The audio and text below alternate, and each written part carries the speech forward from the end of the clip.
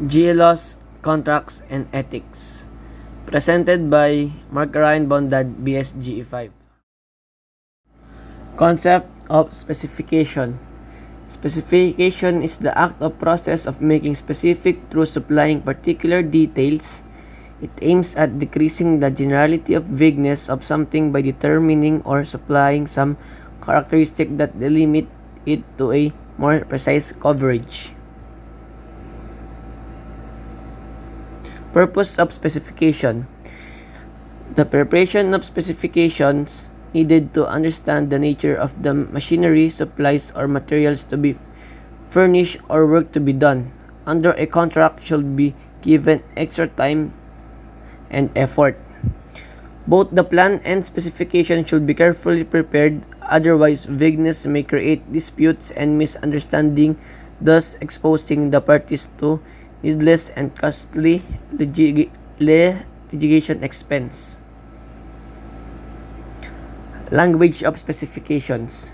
In writing contracts and specifications, the language which may be in the official or privileged language in the locality should be clear, accurate, and exact.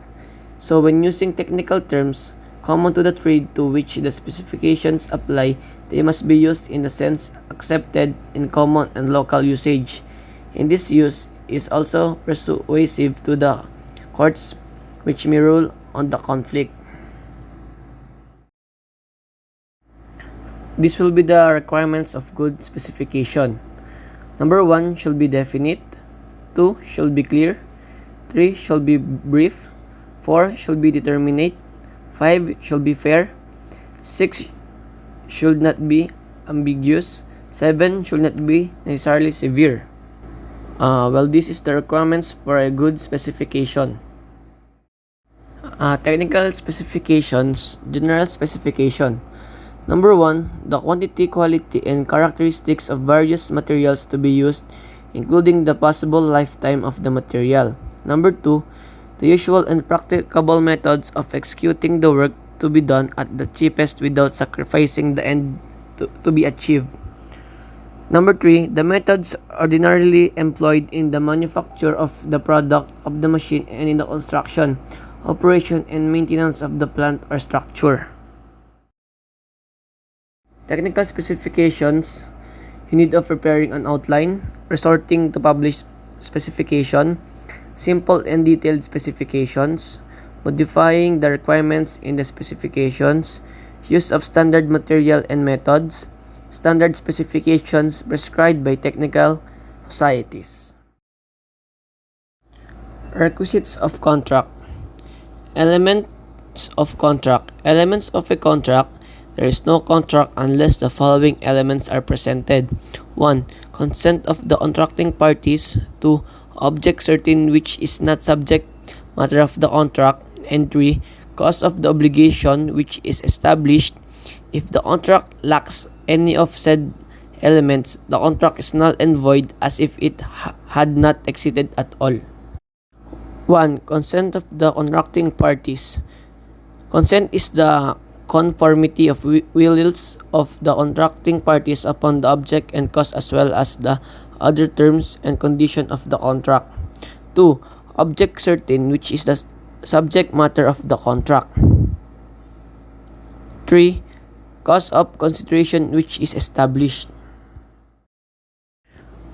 Requisites of contract must acceptable made through letters, etc. Rule on offer and acceptance. Basis of consent. Mistake rendering contract defective. Circumstances not indicative of mistake. Mistake of fact and mistake of account distinguished. Legal protection to weak party. Duty to disclose material facts. Failure of either party to disclose facts when there is a duty to reveal them, as when the parties are bound by confidential relation, constitute fraud. Simulated contract. A contract is simulated when it is fictitious or pretended in order to defraud the creditor or mislead the general public. It may be absolute or relative, and in either case, the apparent contract is not really desired or intended to produce legal effect.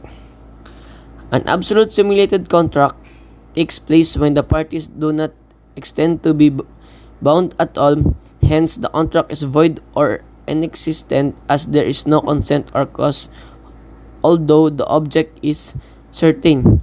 The purpose of the contract is to defraud the creditors, as when the debtor entered into fictitious contract alienating his only property worth the debt to another in order to place such property beyond the reach of his creditor.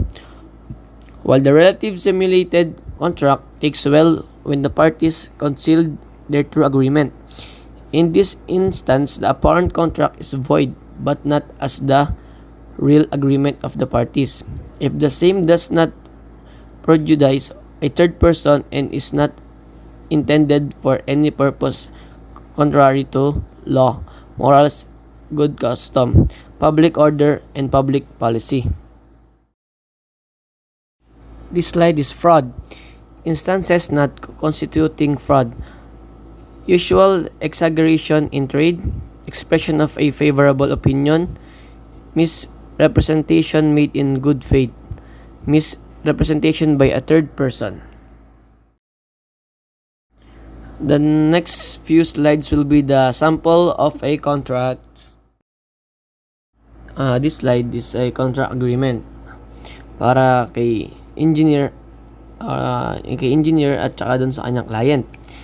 Dito, sasabi dito sa contract is ito, kung magkano yung proposed project, kung ano yung gagawing services dun sa project, relocation, topographic, survey, subdivision. Subdivision survey, yun. Mga ginagawa ng mga land surveyors. Ito namang mga nakalagay dito is na services at yung mga gagawin ay from RA 8560. Next slide is yun. Ano ito, mga consulting, obligation of the parties. Ito, nakalagay dito.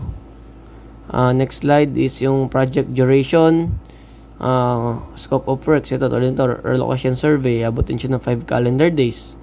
Structural surveys, 30 calendar days. Approval of subdivision scheme, 30 days. Subdivision survey and monumenting, 30 days. DNR LMS approval and subdivision and plan surveys returns, ito 55 days. Ito lang yung mga calendar days, schedules. Ito na. So, ito lang talaga yung mga agreement na pe-present ng isang engineer sa kanyang client. That's all. Thank you.